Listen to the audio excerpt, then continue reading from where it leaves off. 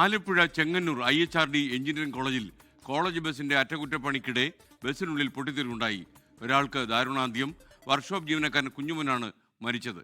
അശ്വിൻ പാലാഴി വിവരങ്ങളുമായി ചേരുകയാണ്. അശ്വിൻ, എന്താ ശരിക്കും സംഭവിച്ചത്?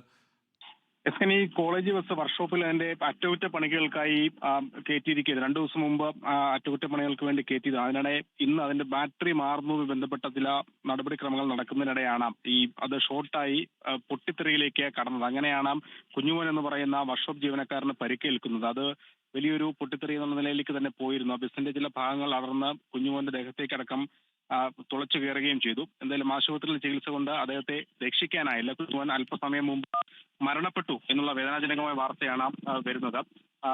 ഈ ചെങ്ങന്നൂരെ എഞ്ചിനീയറിംഗ് കോളേജിലെ ബസിന്റെ അറ്റകുറ്റപ്പണിയുമായി ബന്ധപ്പെട്ടായിരുന്നു ഇവിടേക്ക് ഈ ബസ് വർക്ക്ഷോപ്പിലേക്ക് മാറ്റിയത്. IHRD കോളേജിന്റെ ബസ്സാണ്.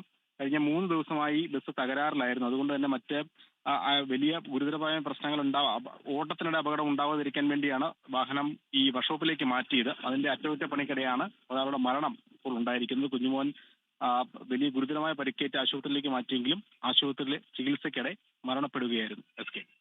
ലോകത്തെവിടെയായാലും ഏത് സമയത്തും 24 വാർത്തകളും ഓഗ്മെന്റഡ് റിയാലിറ്റി പാക്കേജുകളും എക്സ്പ്ലെയിനറുകളും വിശദമായി കാണാൻ ഞങ്ങളുടെ YouTube ചാനൽ നിങ്ങൾക്ക് സബ്സ്ക്രൈബ് ചെയ്യാം.